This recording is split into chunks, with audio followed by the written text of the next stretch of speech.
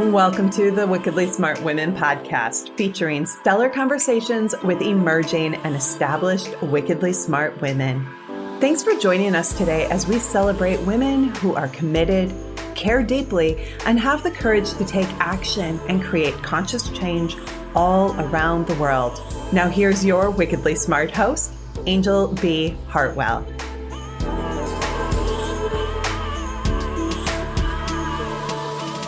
Welcome to another episode of the Wickedly Smart Women podcast, where we celebrate wickedly smart women and provide our listeners with a wealth of wisdom, along with immediately actionable steps to be smarter, spunkier, and more successful in their impact and their leadership. This is your host, Angel B. Hartwell, and today we welcome our special guest, Moira Ní Ghallachóir. Moira is an international speaker and business mentor, as well as the founder of Secret Suppers Worldwide, TM, a new and stylish networking platform that is sweeping the world. She shows coaches, consultants, authors, speakers, and service-based entrepreneurs a powerful pathway to enrolling more clients, making way more money, and having a globe-trotting remote working lifestyle without the complicated strategies. So welcome to the show, Moira. So excited to have you here. I'm excited to be here, Angel. Thanks so much for having me. So Moira, I am curious about how you got started speaking. Were you the little girl that would stand there with the broom and be on the stage in front of all of your animals, your stuffed animals, having a speaking event in your living room? Or was speaking something that came to you further down the line? I think we all had that moment with the hairbrush, whether it was singing. I think my hairbrush moment was more singing growing up in Ireland. I remember being told to get up on the stage in a local pub that's actually owned by Enya. I don't know if you know the international singer. So the stage that she became famous on, my parents used to make me go up on that all the time. But that didn't start my speaking journey, Angel. I actually was the girl who was told to shut up most of her life, especially in school. And it wasn't until I started my business that I realized the fear and terror that I had around speaking. And I was in a position when I started my coaching business in 2015 where I had very little internet, I had very little phone network, and I had very little online skills. So my choices of what to do to gather clients to grow my business were very limited. And I was traveling to networking events that was taking me about 4 hours to go and 4 hours to come back. So I was like, this is completely unsustainable. And this is definitely the reason I'm not growing my business. And one day I was driving back from Dublin, which is about 4 hours away from here. And I was thinking to myself, I was like, I've got to find a faster way. This is not going to work. And I was driving along, and next thing I saw as I was coming near home, there was a sign on the side of the road saying local business conference, speakers, authors, networking. And I was like, oh my gosh, I've got to go. And then there was a voice in my head going, you've got to speak. And I was like, oh no, that's not going to happen. So I drove to my mom's house that evening and I told her about the event, and she was like, Moira, I hope you're going to speak. And I was like, I can't. And she was just like, why not? She goes, are you not telling your clients to go out there and get what they want? I was like, oh, don't do that. So the next morning, she actually specifically said, don't call them, go and ask in person. And I was like, okay, I've got it. I'll do it. So I drove to the office the next morning, took a massive deep breath, walked in the door and was like, hi, I'm Moira Ní Ghallachóir, and I help business owners get more sales and build a life they love. And I think my message is missing from your business. And he said, I've heard of you. And I was like, you have? And he was like, yeah. He goes, you know what we need is a local flavor in this event, because it was all these speakers coming from around the country.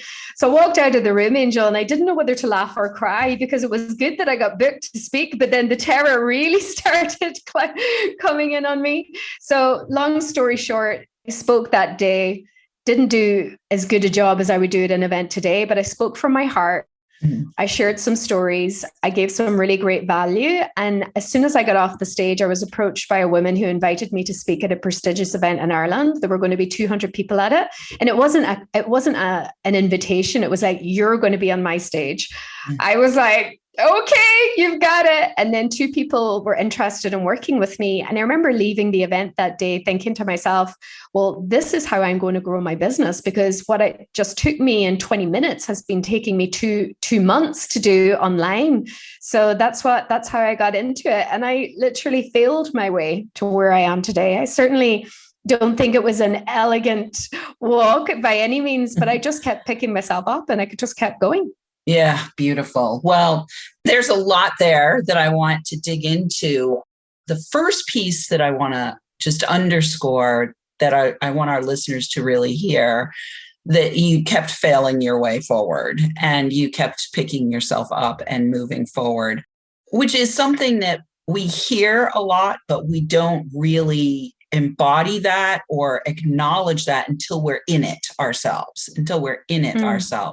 So what I want to talk about now is what inspired you initially to start your own business, because starting the business was really the first step along the way. And so many businesses fail within a very short period of time. And a lot of the reason why is because of the lack of capacity or understanding of how to efficiently get your message to the people that need to hear it so that they start doing business with you. So what inspired you initially to start your own business? Was it a calling? Was it a spiritual awakening? Was it I'm going to die if I stay in my company any longer? What was that part of the journey? It was probably all of the above combined, to be honest. But before I started my business, I was a youth worker living in London. And if anybody had looked at my social media around that time, it would have looked like Moira's having a great time. She's at fashion shows, traveling, all the stuff. But inside, something just felt like this isn't enough for me. And I really hit a wall around about my 36th birthday. And any other year I would have been, let's go party, let's go, have fun. And this year I was just like, I just don't feel like it. So instead of doing my usual, I took myself off to Paris for the weekend and I brought my journal and I was just kind of getting into coaching and, being interested in personal development at the time. And because I couldn't make up my mind about what was wrong, I was like, get out of the city, go to the freshness of a new city, and maybe something new will appear for you. So I went to Paris, and as we all know, it's one of the most amazing, inspiring cities in the world. And I'm sitting in a cafe in Montmartre, and my coffee here, my croissant here, my mobile phone is there, and I'm writing lists, and I get a phone call from home. Now, Angel, anytime you get a phone call from home, it's no big deal, but this was me sitting making some major decisions about my life.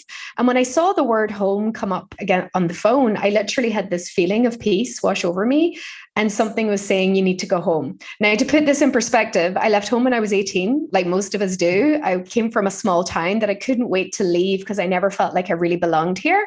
So I made a decision that day. I was like, right, that's it. I'm going to go home. I moved back to Ireland. And because it was the middle of the recession, I had to find something to do because I wasn't going to work in a restaurant or a cafe. So the first thing that I did was I realized that there was so much beautiful resources here and so many amazing things to offer, but nobody knew that this really quiet, kind of sleepy town existed.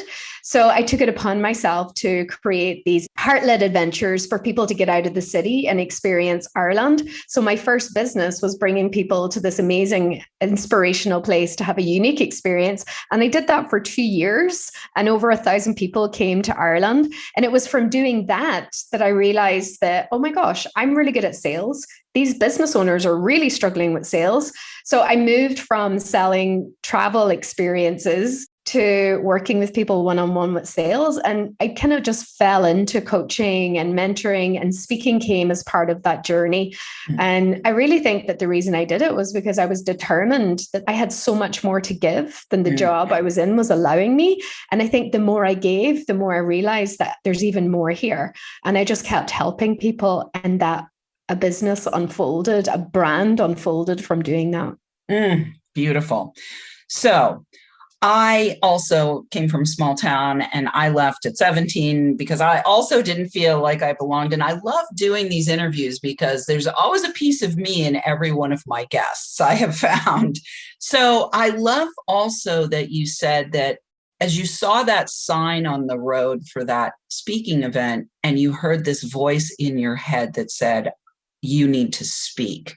So I'd love to have you, if you wouldn't mind, talk a little bit, because what I'm hearing kind of between the lines is you are also deeply committed to listening to your heart and to listening to your knowing and to listening to your intuition and taking action on that. So I'd love to hear like kind of the underpinnings of that. Were you always fostered in your family as, was it fostered in your family to trust your own knowing, to listen to those inner voices, or was that something that you came to on your own? So obviously growing up there was a lot of faith in our household because we grew up as Catholic with Catholic religion. But I think that more than anything, that my mom always taught me just to believe in myself. And if something doesn't feel right, it's not right. And if you think that there's more for you, there's more for you. And, one of my very first business mentors said to me as well, Angel, she said, your business will only get as big as your life. So as much as I was allowing myself to think about, how big I wanted my business, I had to focus on how big I wanted my life to be. And I think my mom really instilled on me that I can have anything I wanted. And I've always just trusted that. And it was like, as the dreams come true, the bigger dreams appear. This sad part is that people don't allow themselves for the little dreams to come true, so that then they have permission and they have evidence to keep dreaming bigger. Beautiful. I love that. As the dreams come true, bigger dreams come in. I love that we want to give evidence as well. So there's something else that you said that, I want to speak now to the listeners who are out there who are either starting their own business or have started their own business or thinking about starting their own business, about the importance of speaking as a really effective way to connect to the people who are meant to be served by you. And one of the things you said was you spoke from the heart and you gave great value. For me, and I think for many, there has always been this message in the marketplace from coaches and mentors and so forth and trainers about giving great value. But I think oftentimes we may not recognize our own value, or we may not really understand what that means to give great value. So could you talk a little bit about how you acknowledged for yourself, or how you help your clients acknowledge that there is value that they have to offer, and how they can give that value in a speaking venue in a way that not only delivers something to the audience, but also invites the audience members who are a right fit to go for more? Yeah, I think one of the most important things we can do as speakers is to give people a new way of thinking about something, because we know for sure that people are at these events because they want some sort of transformation. They have a problem that they want to solve. They're not necessarily looking for information, or although they might say that they are, because if it was information they wanted, they can just Google it. So they're looking for something more. So really recognizing what are the people that your message is for, what are they truly looking for?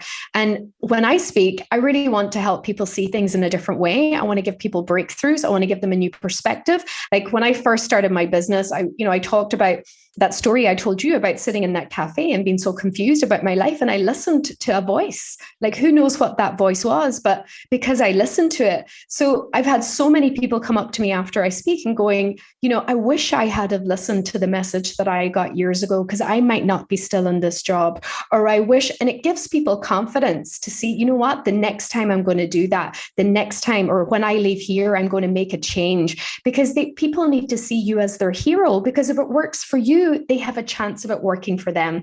And what I love about speaking is that, especially the way speaking is these days, I think gone are the days where speakers need to be polished, superhuman, ex-model heroes, that people actually want real, regular people doing extraordinary things. And extraordinary might be leaving your job and taking a step back from a six-figure or multiple six-figure career, so you can do something with your time that's not just giving it to this company that you don't believe in anyway, and I think people need to see that so that they can see the success that they want. So that's what I would say to that. And I think that's the best value that you can give people. I love that. Okay, great. Well, we are going to the break right now. Wickedly Smart Women, we could use your help. If you're enjoying the show and want us to stay on the air, please consider making a donation at www.wickedlysmartwomen.com. We'd also like to ask you to share with your lovely lady friends who you think might benefit from our content. I want to say a huge thank you to all of our listeners who are downloading, rating, and reviewing. We're welcoming thousands and thousands and thousands of downloads from all over the world. And we are now up to 100 countries. I'm super excited about that when we hit the 100 country mark last week. And we are going to shout out today to our listeners in Ireland, of course. And we might as well also go with Italy and Iceland. We'll do all the I's today. And we will be right back with Moira.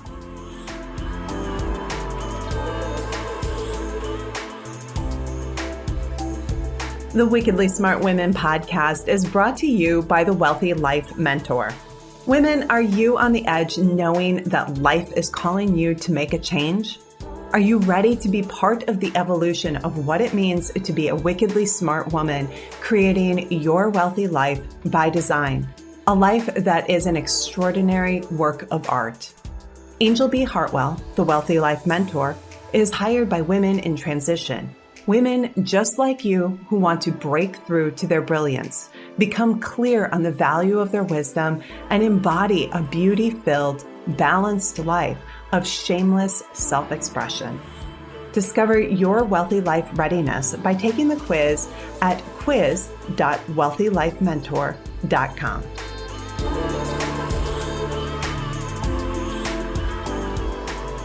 And we are back with Moira. She has something really powerful for you. If you go to moira.ie, we will have that link for you in the show notes. She's got a beautiful gift, which is the 11 keys to finding your first or next speaking gig. So I would highly recommend that you download that if you are a business owner or even an aspiring business owner, because there's no time like now to get yourself prepared mentally, emotionally, and practically to get yourself out there speaking.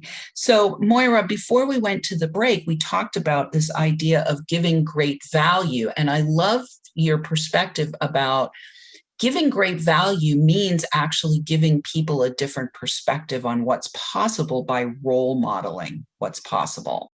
So let's talk a little bit about the money piece of the equation of both speaking and being in business for yourself, because this is, between the two, whether I can find my voice or whether I can actually claim my value, have those all important sales conversations where people exchange funds for the value that I'm going to deliver to them. Those seem to be the two hardest places for most business owners that I've worked with myself and that I've got colleagues and myself, my own experience as well. So can you talk about either your own personal journey on the money side of things, or if you have a client example that you want to talk about where you help them to really understand how to communicate their value in a way that allowed for a money exchange to happen?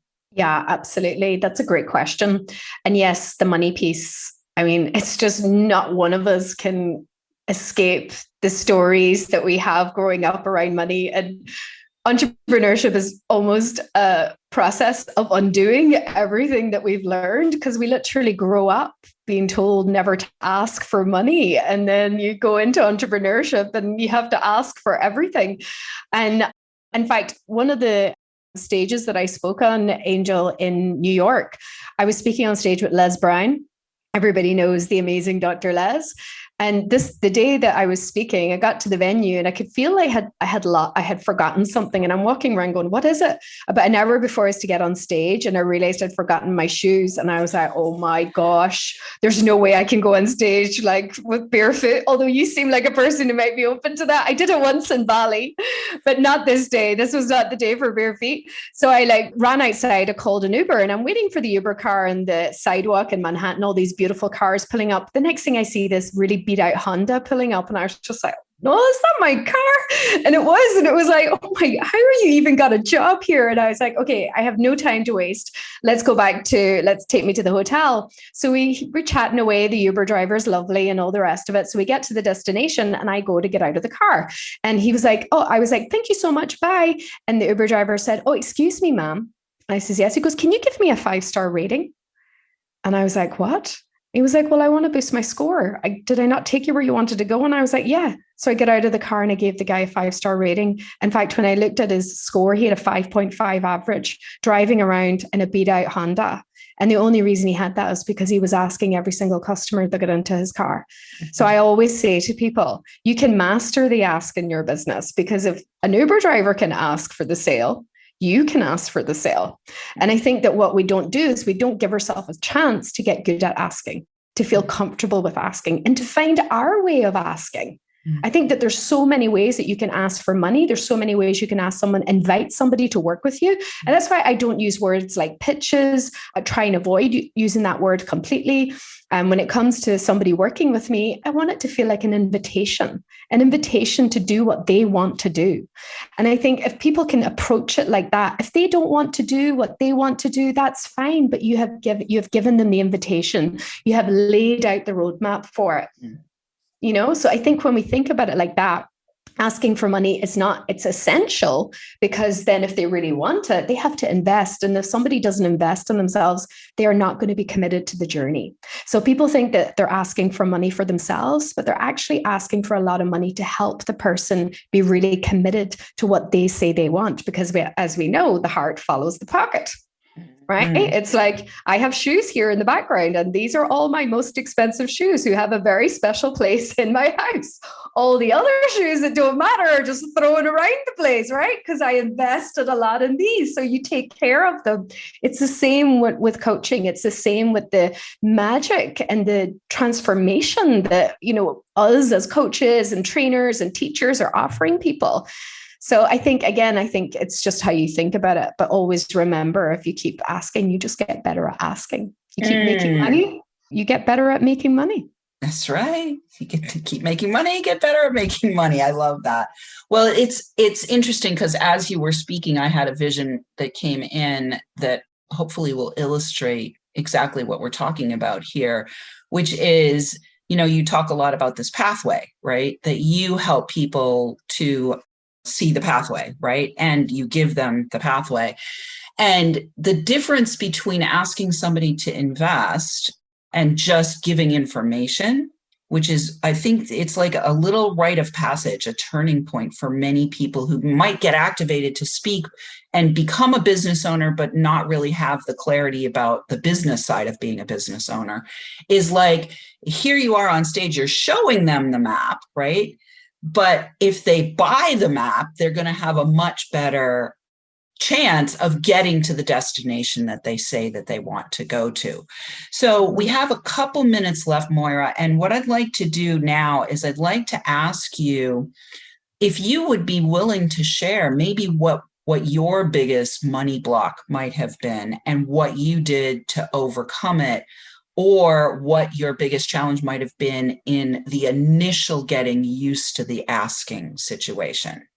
Well, I had quite an unusual problem at the very beginning, because I was convinced that people would pay me unless I was sitting in front of them in an office. So for almost 6 months, maybe even a year, I was driving to people's offices or people's places of work, and I was doing the coaching there, or they were coming to my office.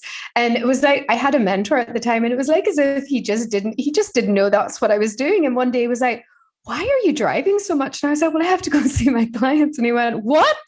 I was like driving all over the place, because I was convinced that the value was actually in my presence, being there, that I was putting all of this effort into it. So once I realized that actually I'm not doing that necessarily for me, I'm doing that for them, because then they're going to have more time and it's going to be much easier for them. So when I flipped the switch on that I was actually taking up more of their time, then that changed everything for me. And then obviously it opened up for me to put even more people into my business, because I couldn't do that before.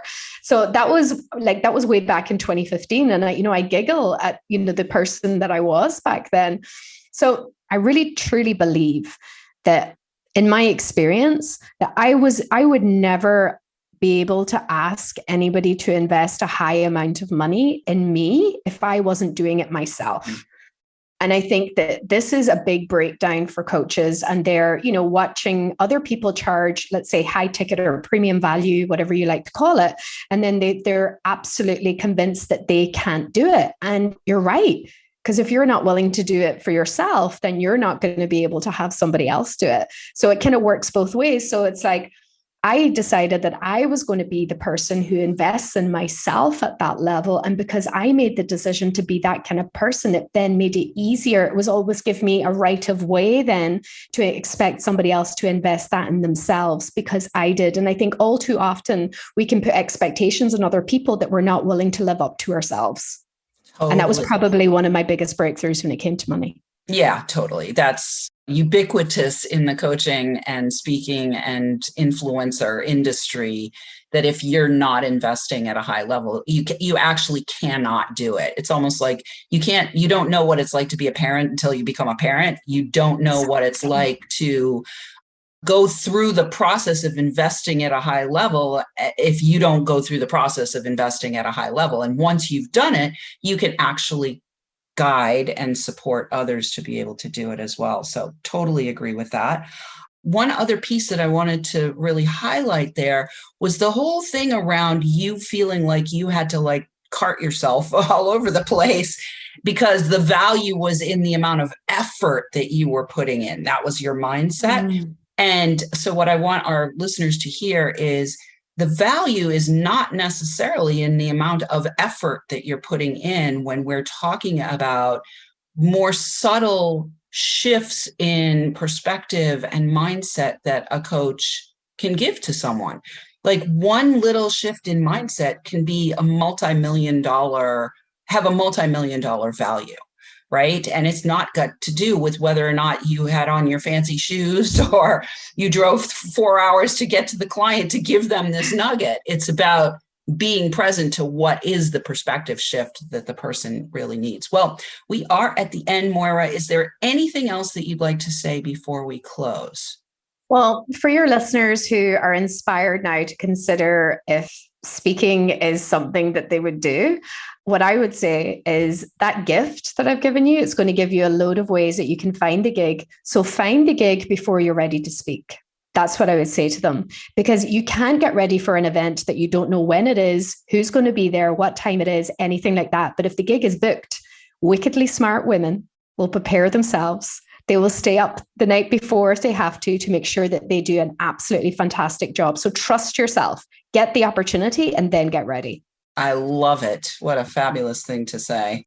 All right, listeners, we do love feedback. Please let us know what you thought of today's show by calling into our listener line. We'll have that number for you in the show notes. Please check out Moira's gift, 11 Keys to Finding Your First or Next Speaking Gig at moira.ie. Again, we'll have that for you in the show notes. You can also send in questions or guest suggestions to listeners at wickedlysmartwomen.com. We might even give you a shout out on the show. Thanks for tuning in. Keep your ears open. And remember, you are a wonderful woman. Thanks for tuning in, downloading, and listening. Be sure to rate and review Wickedly Smart Women on Apple Podcasts and share with other women who can benefit from today's episode. Wickedly Smart Women is the premier podcast series for informing, activating, and inspiring the leader who carries profound wisdom and knows that now is the time to welcome wealth. We welcome your feedback and guest suggestions and invite you to subscribe to our mailing list to be notified of each new episode at wickedlysmartwomen.com.